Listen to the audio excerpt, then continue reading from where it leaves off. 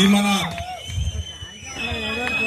NAD ఉమ్మడి ప్రచార సమావేశానికి ఇచ్చేసినటువంటి మన పార్లమెంటు అభ్యర్థి అయినటువంటి సీఎం గారికి, అలాగే మామయ్య గారు మాడుగుల శాసనసభ్యులుగా పోటీ చేస్తున్నటువంటి మామయ్య గారు బండారు సత్యనారాయణమూర్తి గారికి, వేదిక మీద ఉన్నటువంటి తెలుగుదేశం పెద్దలకు, బీజేపీ పెద్దలకు, జనసేన పెద్దలకు, ఇక్కడ విచ్చేసినటువంటి మూడు పార్టీ కార్యకర్తలకు, ముఖ్య కార్యకర్తలకు, నాయకులకు, పాత్రికేయ సోదరులకు అందరూ కూడా నా హృదయపూర్వక నమస్కారాలు తెలియజేసుకుంటున్నానండి. తప్పనిసరిగా మా మీద ఉన్నటువంటి అభిమానంతో ఎంతో శ్రమ వచ్చి ఈ సభను విజయవంతం చేయడానికి వచ్చినటువంటి మీ అందరూ కూడా హృదయపూర్వక నమస్కారాలు తెలియజేసుకుంటూ, అయ్యా మరి ముఖ్యంగా మన మాడుగులకు సంబంధించి ఓ రెండు విషయాలు మాట్లాడాలండి మీతో. మరి ఈ రోజు ఏదైతే మాడుగుల్లో మన మీద ప్రత్యర్థిగా పోటీ చేస్తున్న వ్యక్తులు ఏవేవో రకరకాలైనటువంటి లోకలు, నాన్ లోకలు అనే సమస్యలు తీసుకొస్తున్నారండి. మరి లోకలు, నాన్ లోకలు అన్నప్పుడు ఇప్పుడు దాకా కూడా మరి ఒక డిప్యూటీ సీఎం గా పనిచేసి, మరి ఇక్కడ శాసనసభ్యులుగా పనిచేసి, ఆయన ఉండి ఇక్కడ లోకల్ గా ఉండి సాధించింది ఏంటని మీ సభాముఖంగా అడుగుతున్నానండి. ఎందుకంటే మీ అందరికీ తెలుసు కనీసం ఇక్కడ మనకి సంక్రాంతి సంబరాలు చేసుకుంటే కనీసం అక్కడ సంబరాలు సరదాగా చేసుకోవడానికి ఒక పర్మిషన్ కూడా తెచ్చలేని వ్యక్తి మరి లోకల్, నాన్ లోకల్ అనే భేదం తీసుకొస్తున్నారు.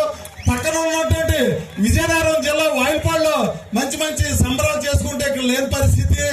అలాగే మరి ఆయన ఏదో మరి మన మాడుగుల్ని అభివృద్ధి చేశాను, ఎంతో డెవలప్మెంట్ చేశాను అంటున్నారండి. ఇప్పుడు నా దగ్గర ఉన్న కాగితాలన్నీ కూడా ఆయన గత 3 సంవత్సరాల మూడు ప్రయాణములుగా ఎఫిడవిట్లు దాఖలు చేసినటువంటి ఎఫిడవిట్లు అండి. ఇది ఫస్ట్ సంవత్సరం ఆయన వేసినటువంటి ఎఫిడవిట్ 1,31,00,000 ఒక కారు వేశారండి. రెండోసారి 19 వేసినప్పుడు 1,46,00,000 ఒక కారు ఎఫిడవిట్ వేశారండి.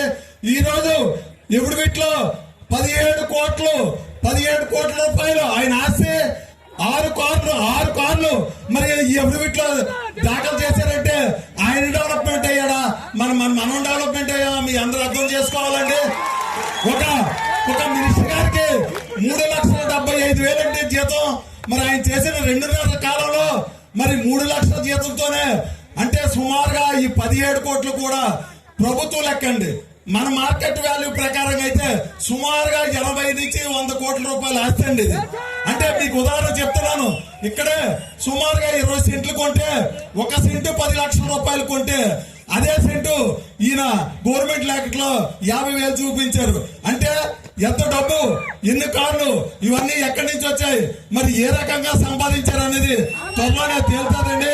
మరి అలాగే ఆయన దగ్గర ఉన్నటువంటి చాలా మంది ఈ వెనకాల చించే వాళ్ళందరూ మా సారు వేప చెట్టు కింద ఉంటారు అన్నారండి. వేప చెట్టుకు ఉన్నది ఒకటే కుర్చీ, ఒకటే మనిషి అండి. ఇంకా పక్కన ఎవరికే కుర్చీలు ఉండవు. మరి ఎవరు వచ్చినా నిలబడమే, ఇంకా ఎవరు వచ్చినా ఎంత నాయకుడు వచ్చినా లేదు, ఎంత వయసులో ఉన్న పెద్ద ఆయన వచ్చినా ఎవరు వచ్చినా సరే ఆయన కూర్చోరండి, ఇంకేం కూర్చోండదండి. అయితే మీరందరూ కూడా గమనించాలి, ఒక వేప చెట్టు కాడ కాకన్నా వేప చెట్టు కాడ వెనకాల ఉన్నటువంటి 7 కోట్ల రూపాయల బిల్డింగ్ కూడా చూడండి అమ్మా, త్వరలోనే ఓపెన్ అవుతుంది. అది కూడా మీ అందరూ గుర్తించవలసింది కోరుతున్నాం. మరి వైసీపీ మా గత సర్పంచ్ గారు అందరికీ ఒకటే నా విన్నపం, ఏమమ్మా ప్రతి ఒక్కరు కూడా 30 లక్షలు 20 లక్షలు మీరు బాకీలు ఉన్నారు, ప్రభుత్వం నుంచి మీకు బిల్లులు రాలేదు. కానీ ఆయన మంత్రి పదవి అయ్యే లోపు మొత్తం ఏదుందో అంతా వసూలు చేసుకుని చక్కగా ఉన్నారు. మీరు వడ్డీ